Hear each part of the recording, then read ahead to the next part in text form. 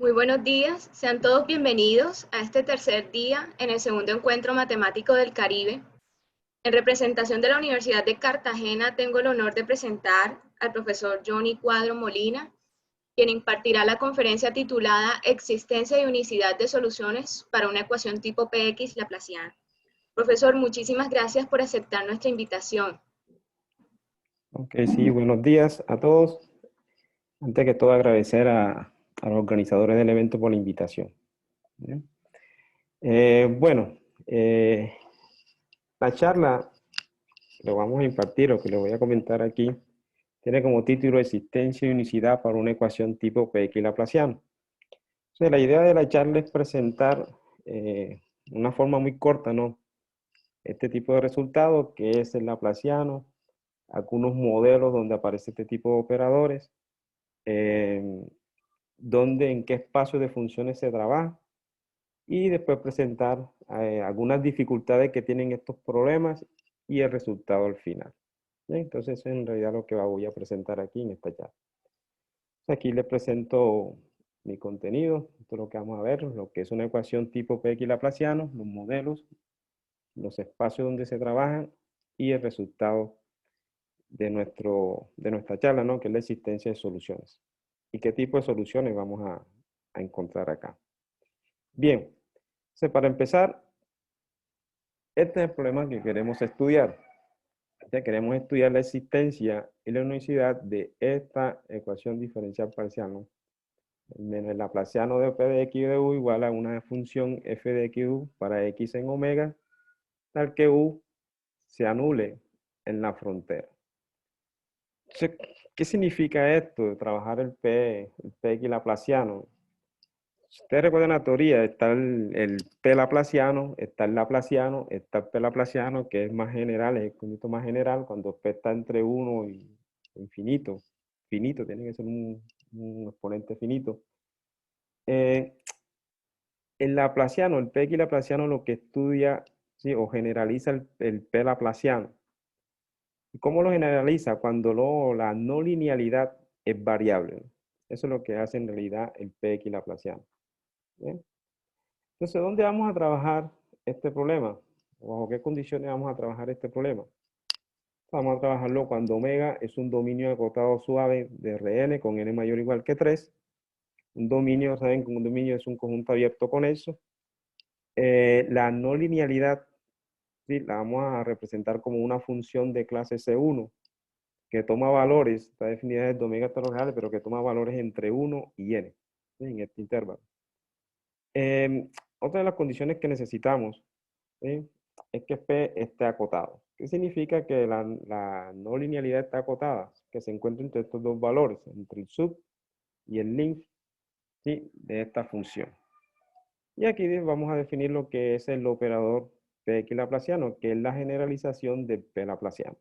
Dice que cuando P de X o la función o la no linealidad es constante, se convierte en el P laplaciano. Y cuando P vale 2, se convierte en el laplaciano. ¿Eh? Entonces, este operador generaliza a todos esos dos operadores importantes en la teoría de ecuaciones diferenciales parciales. Bien. Entonces, aquí esto es lo que queremos estudiar. Más adelante vamos a decir qué tipo de soluciones son las que queremos encontrar para este tipo de problemas. Bien, estos problemas tienen su origen tanto desde el punto de vista físico como del análisis, ¿no? Analítico también. O sea que voy a presentar algunos modelos donde aparece, ¿sí? Este tipo de operadores. El primer modelo, ¿sí? Fue que creo que aquí es donde empezó todo, ¿no? Con nuestra teoría, que es la teoría de fluidos no newtonianos, que son fluidos que cambian drásticamente sus propiedades mecánicas ante la presencia de un campo magnético. Se ha probado, se ha demostrado, existen muchos artículos donde después de ciertas simplificaciones me queda de esta forma, ¿no? Me queda una ecuación de esta forma. Y lo que hace es moderar los fluidos no newtonianos. ¿Bien? Otro modelo que se está utilizando, este es el más reciente, ¿eh? Y este se basa en mucha teoría del análisis numérico. Es el problema de restauración de imágenes. Para este modelo se supone que la imagen verdadera está afectada por algún ruido. Aquí la imagen puede ser una fotografía, ¿sí? Un video, sí, no es solamente una foto, no, puede ser cualquier un audio también. Entonces, la idea, ¿en qué consiste este modelo? Eh, El efecto de ruido puede limitarse suavizando la entrada, ya que esto provoca la cancelación del efecto de las variables aleatorias de medida cero en lugares cercanos.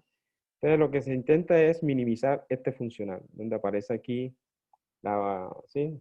La no linealidad variable, donde esa función va a tomar valores entre 1 y 2. Y el objetivo es minimizar este funcional, donde phi de x es de esta forma. Entonces, se pueden ver muchos modelos, ¿sí? Existe una cantidad de modelos donde se está aplicando esta teoría actualmente. Pero aquí simplemente voy a ver los dos más representativos que existen hasta ahora, ¿no? Bien. Bien, ¿dónde vamos a trabajar o dónde se trabaja en este tipo de problemas? Este tipo de problemas se trabaja en unos espacios que son conocidos como espacios con exponentes variables, pero en términos generales se llaman espacios de Orlik, ¿sí? Orlik fue el que se inventó o creó estos espacios en su tesis doctoral. ¿Y qué son estos espacios? Son unos espacios donde yo voy a integrar y hay unos espacios donde voy a derivar, donde necesito una derivada, ¿sí? Entonces ya sabemos que en la teoría de ecuaciones derivadas parciales trabajamos con los espacios LP y los espacios de Sobolev, ¿sí? Pero acá lo vamos a llamar los espacios LP de X o los espacios LP variables, donde omega es un dominio acotado. Aquí vamos a trabajar con una función continua. Puede ser, depende del problema. Algunos autores consideran funciones Lipschitz, ¿sí? A otros simplemente la toman medible. Depende ¿sí? De lo que se quiera resolver. Aquí se definen los espacios LP de X como las funciones U medible en el sentido del Lebesgue, tal que esta integral es finita. Sobre este espacio se define esta norma, el lim de los mu mayores que 0, tal que esta integral es finita. Miren que estos problemas como son no homogéneos, o sea, la no homogeneidad acá quiere decir que no podemos sacar las constantes de la integral, ¿sí? No podemos sacar las constantes de la integral porque están elevadas aquí a un exponente, ¿no? Y por eso es que se define ¿sí? Este tipo de norma. Esta norma también es conocida como el operador, un operador en análisis funcional también. Entonces, con esta norma, estos espacios, ¿sí? Bajo esta condición, estos espacios son de vanas, uniformemente convexos, reflexivos y separables. O sea, esto es importante para nosotros, que un espacio de esto sea reflexivo, ¿sí? Porque lo vamos a necesitar mucho para nuestro trabajo. ¿Qué problemas técnicos tenemos con estos espacios? Uno, aquí para estos espacios se definen, como vimos, se define la norma, ¿sí? La norma, pero en estos espacios se define este funcional, ¿no? A este funcional se le llama modular del espacio LP de X. Y resulta que este modular tiene esta propiedad, que cuando la norma es mayor que 1, entonces modular se encuentra acotado entre las dos normas, pero fíjate que aquí está elevado al sub y aquí al link. Y para u menor que 1, también se encuentra entre estas dos normas. ¿Eso qué quiere decir? Que el modular no coincide con la norma. En cambio, para el caso constante, cuando P es constante, cuando tú trabajas en un LP, el modular coincide con la norma. Eso va a traer muchos problemas porque algunos resultados van a estar, ¿sí? Se van a dar en la norma, otros resultados se van a dar en el modular. Y resulta que en el modular se pierde todas muchas propiedades que teníamos en los LP, se van a perder, ¿no? Pero afortunadamente hay unas cositas que se conservan, como ejemplo este tipo de convergencias, ¿sí? De convergencias se mantienen. Se mantiene también la desigualdad de Hilbert, no hay problema.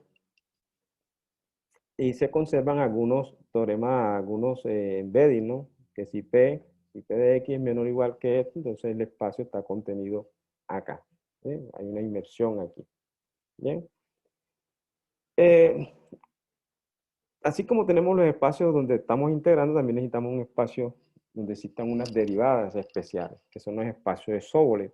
Estos espacios de Sobolev se definen de esta forma. Los UNLP, tal que el módulo del gradiente en el sentido distribucional, pertenecen a los LP. Entonces, en este espacio se define esta norma, ¿sí? Para todo U en los espacios W1P de X. Entonces, como estamos trabajando un problema fíjense que nuestro problema nos pide que la solución, ¿sí? La solución se anule en la frontera. Entonces necesitamos un espacio de ese tipo, ¿sí? Y estos espacios cuando P es constante, si usted le saca la clausura, las funciones de clase C infinito con soporte compacto, y le saca la clausura, este tipo de espacios son las funciones, ¿sí?, que están en W1P que se anulan en la frontera. Entonces, cuando P es constante, esto coincide, ¿sí? No hay problema. Pero cuando P es variable, existen muchos artículos, muchos contraejemplos donde eso no se da. Entonces, fíjense que se pierden algunas cosas. Entonces, para garantizar ese resultado, porque también lo necesitamos definir este espacio, hay que imponerle a la no linealidad o al exponente variable, hay que imponerle una condición de que sea Log-Helder continuo. ¿Qué significa que un exponente sea Log-Helder continuo? Simplemente que cumpla esta desigualdad, ¿sí? Que P de X menos P de Y sea menor que este número, ¿no? Para todo X menos Y menor que 1. Ahora, bajo estas condiciones, si P Log-Helder continuo, entonces tenemos garantizada esta propiedad en los espacios LP de X. Bien. De aquí en adelante, o sea, en esta teoría siempre se supone que P es Log-Helder continuo para tener esto, ¿no? Está bien. Entonces, bajo esas condiciones tenemos que estos espacios son espacios vanos reflexivos y separables. Siempre buscamos que sean reflexivos para que nos puedan funcionar muchas cosas por acá más adelante. Bien, como se había dicho, o sea, en estos espacios siempre se define un espacio modular, se define un modular y la norma, ¿no? Entonces, aquí vamos a tener para calcular soluciones, una de las técnicas que se utiliza bastante o una herramienta que se utiliza bastante para encontrar las soluciones de una ecuación diferencial parcial es utilizar este tipo de desigualdades, como son la desigualdad de Poincaré y la desigualdad de Sobolev-Poincaré. Pero resulta que en los exponentes variables, en la norma, estos resultados se dan, ¿sí? Tanto la desigualdad de Poincaré como la desigualdad de Sobolev. Pero en el sentido modular no se da. Y esto ya es un problema para nosotros, un problema grande, ¿sí? ¿Por qué es un problema? Porque si ustedes saben, los problemas donde tienen que ver con valores propios, ¿sí?, el cociente de Rayleigh se define así, como un cociente entre estos dos. Entonces, si esto no se da, entonces los problemas que tienen que ver con el PX laplaciano, donde usted le mete quiere estudiar un valor propio, es imposible definir el primer valor propio del PX laplaciano. Entonces, hasta ahora nada más existen tres resultados. El tercer resultado que existe sobre esta desigualdad es la mía, que es la tesis de una tesis doctoral. Yo tengo este resultado, lo tengo como un teorema, donde aquí le metí un peso, una función aquí al lado y probé que esta desigualdad se da y también se da la desigualdad de Poincaré. Esto es un resultado, esto es un problema abierto que existe en este tipo de teoría. ¿Bien? En este espacio, recuerden que en los espacios W, en este espacio están las derivadas, también se define esta norma y por la desigualdad de Poincaré esta norma es equivalente a esta. ¿Bien? También tenemos el siguiente exponente, el exponente crítico es Sobolev. Este exponente se puede definir. ¿Por qué no lo necesitamos? Recuerde que en estos espacios que son de dimensiones infinitas se pierde compacidad, ¿no?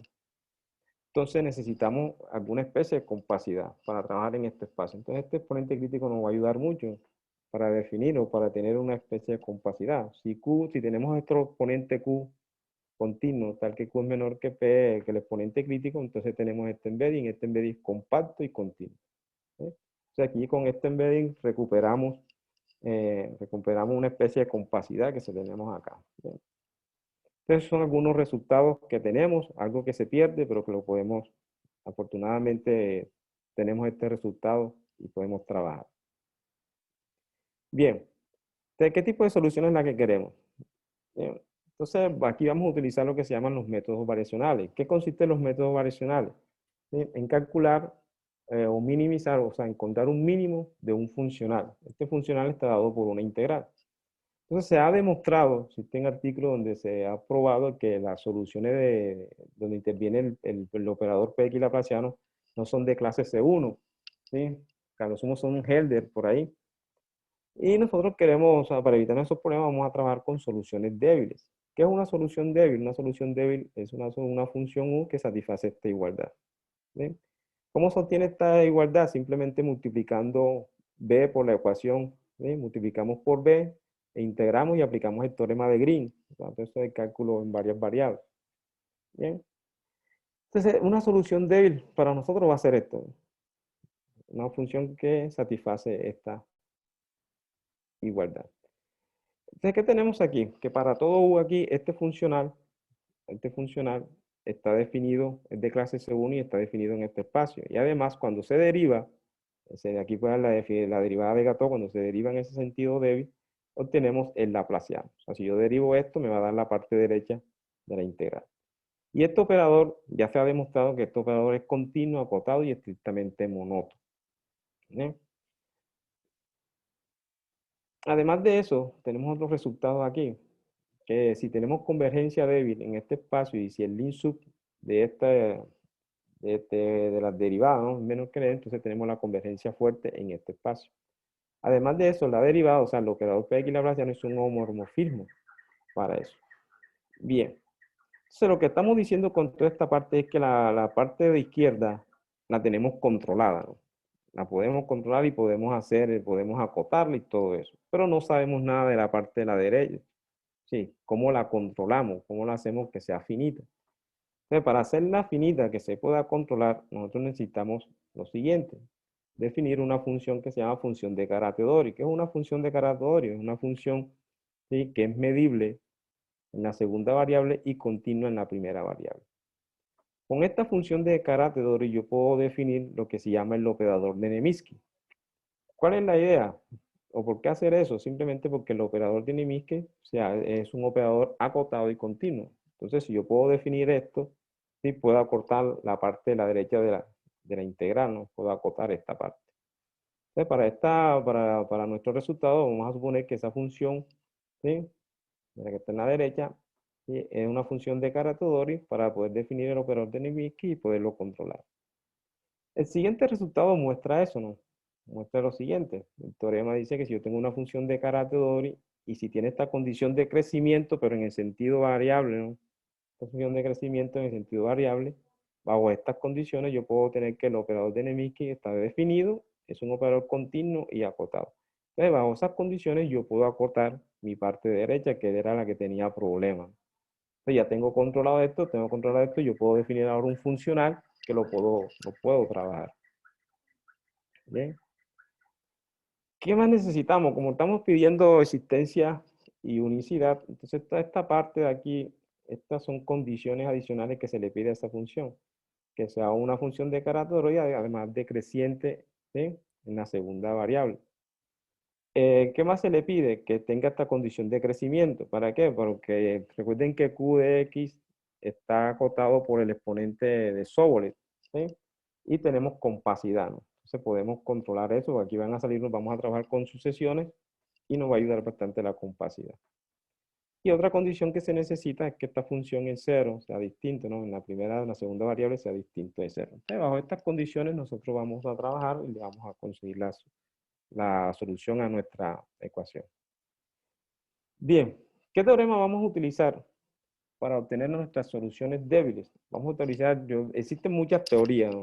Muchos teoremas, paso-montaña, de Mail, existen muchos teoremas para calcular puntos críticos de un funcional. Yo voy a utilizar este, ¿no?, teorema clásico, donde dice que si yo tengo un espacio de vaina real reflexivo, fíjense por qué necesitamos que ese espacio, los LP y los W1P, dieran esta propiedad. Voy a definir mi operador que va de X en el dual. Si este operador es acotado de mi continuo coercivo monótono en X, entonces la ecuación, ¿sí?, tiene solución, tiene al menos una solución. Y si además es estrictamente monótono, entonces la solución es única. Este es uno de los resultados clásicos que existen en el área de las ecuaciones diferenciales parciales. Y yo me metí por ese camino. Yo digo, vamos a trabajar con estos clásicos para ver qué pasa. Bien. Entonces aquí lo que te dice el teorema es que hay que definir un operador y probar que efectivamente es acotado de mi continuo y que cumple estas cuatro propiedades, ¿no?, para obtener la primera o para obtener la solución. Y después ver si él es estrictamente monótono para que tenga solución única. Entonces aquí vuelvo, reescribo mi ecuación. Aquí escribo la forma débil. Entonces la idea es calcular, ¿sí?, un mínimo para este funcional, ¿no? Entonces, en vez de aplicar toda esa teoría de mínimo, yo voy a aplicar mejor este teorema. Entonces yo defino mi operador, Fíjense que aquí tengo un operador, este es como ya coge este integral, pasa con signo negativo hacia el otro lado. Entonces voy a definir mi operador de esta forma.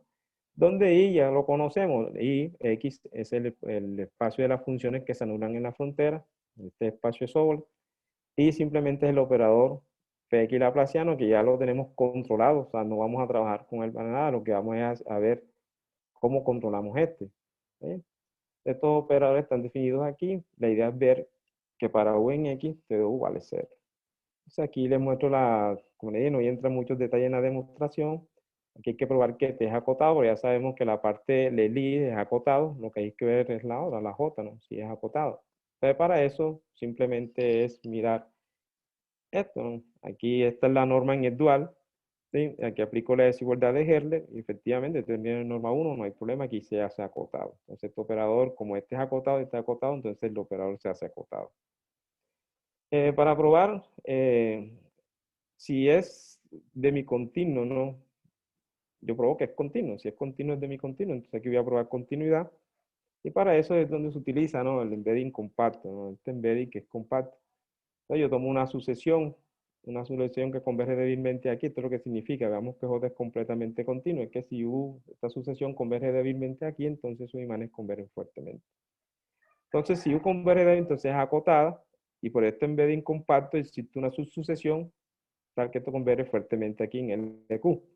Y recuerde que habíamos definido el operador de Nemicky ya que nuestra función era de carácter hoy, no había problema. O sea, aquí yo puedo controlar, cuando aplico las definiciones, como esta función es de carácter Dori, el operador de Nemicky es acotado y puedo aplicar mi desigualdad de Helder y puedo concluir esa convergencia.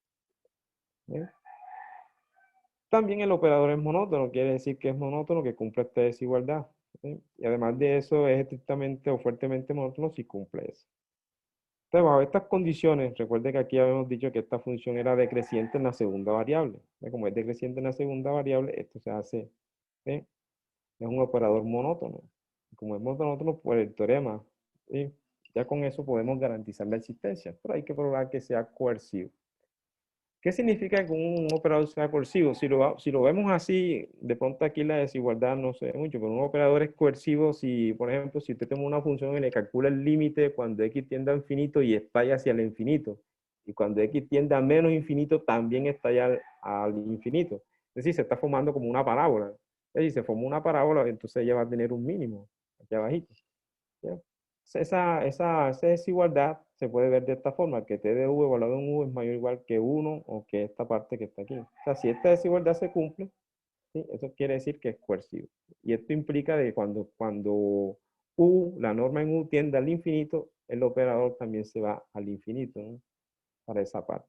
Entonces ya tenemos que es acotado, demicontinuo, coercivo.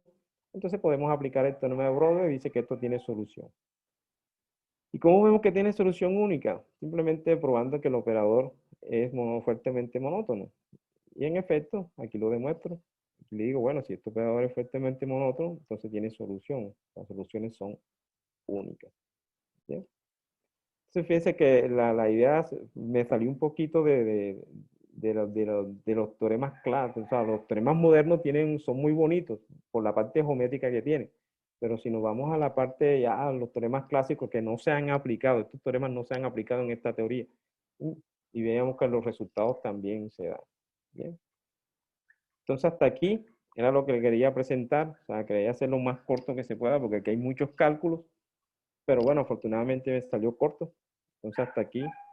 Muchas gracias a todos por la...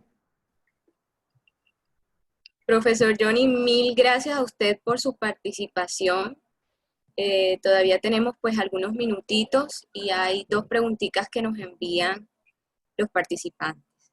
Chicas, La primera pregunta es, ¿cuáles son las nuevas dificultades que presentan los problemas considerando ese nuevo exponente variable px en comparación con el p laplaciano caso constante? bueno, las dificultades no son tanto sino con las técnicas, con los problemas, lo que se pierde. Por lo menos, fíjense, una de las propiedades que se pierde es la desigualdad de Poincaré. Se pierde porque no la podemos traer. Por lo menos, esto es una desigualdad que se pierde. Entonces, cuando estamos haciendo los cálculos como no se cumple en general, pues hay que suponer un exponente donde eso se cumple. ¿Sí? Un exponente, y hasta ahora nada más existen dos exponentes, uno con un exponente continuo donde el divergente es mayor que cero, y el mío que yo lo trabajé con un exponente Low-Holder continuo, pero con un peso. ¿Para qué? Para poder acotarla, para poder acotar ese tipo de desigualdades que me salen. En cambio, en el exponente constante no hay problema, porque en el exponente constante, como la norma coincide con el módulo, no hay problema. O sea, aquí ellos coinciden y no hay problema con todo eso. ¿Qué otro problema tenemos acá con los espacios con exponente variable? Por ejemplo, yo no puedo definir una traslación. Las traslaciones en los espacios con exponentes variables se pierden. Entonces tú no puedes definir, por ejemplo, una transformada. O sea, una transformada, por ejemplo, generalizar la transformada de Fourier, una transformada no la puedo hacer porque eso es como una especie de traslación. Entonces esas propiedades también se pierden. O sea, aplicar un problema, trabajar en un problema de evolución con espacio en componente variable también se hace complicado porque se pierden esas propiedades. Entonces hay muchas propiedades que se pierden, más que todo con el modular, no tanto con la norma, sino con la modular. Y la mayoría de los cálculos que se hacen es con el modular, para ese tipo de ecuaciones. Inclusive hay embedding que las famosas inmersiones no se dan, ¿no? No se dan ni casi se pierden mucho. Es más lo que se pierde que lo que se gana, pero la idea es esa, ¿no? Ver cómo se controla ese tipo de operadores. Bueno, aquí también tenemos otra inquietud. Sí. Dice, ¿por qué Px no puede ser igual a 1? Aquí, sí, claro. Aquí no, en la teoría no. O sea, el P de X no se toma igual a 1. Recuerde que si lo toma igual a 1, caemos en el espacio como en los L1, ¿no? Entonces la teoría para que me generalice el espacio, para que me generalice el P laplaciano, recuerde que el P laplaciano toma valores entre mayor o igual que 1, porque entre mayor o igual que 1 y que sea finito. ¿Sí? Entonces una especie de generalización, porque también se pierden propiedades, ¿no? ¿Sí? Si P vale 1, en L1 tenemos más problemas. Inclusive existen muchos, yo no sé si le puedo dejar un artículo donde me dice que por qué tengo problemas con los L1, las integrales con L1, porque no existen muchas, son poquitas. Entonces se utiliza mucha teoría de aproximación en L1, ¿sí? Para trabajar ese problema. Entonces existen muchos artículos donde te dicen, necesiten contraejemplos de por qué no trabajar con L1. Pero lo que se hace es utilizar es un análisis numérico para eso. Inclusive, hay un problema en L1 que es formular el P laplaciano, el operador laplaciano en dimensión 1. O sea, definir esto en dimensión 1, a donde nada más aparece la segunda derivada y eso. Y todavía hasta ahora no se ha podido formular cuál es el verdadero problema en dimensión 1. No se ha podido dar cuál es la formulación del P laplaciano, el P laplaciano en dimensión 1. Y para P igual a 1 se hace complicado también, ¿sí? Se hace complicado definir ese tipo de operadores en dimensión 1. Entonces existen muchos resultados aquí, pero puedo pasarle un artículo que habla más detallado sobre eso, de por qué no puede tomar esos valores en dimensión 1. Más que todo por las propiedades que se pierden, que se hacen. Bueno, agotado el tiempo para las preguntas, reiteramos nuestros más sinceros agradecimientos al profesor Johnny Cuadro y a toda la audiencia que nos acompaña. Les invitamos a seguir conectados en el segundo encuentro matemático del Caribe. Un abrazo. Ok, gracias a todos.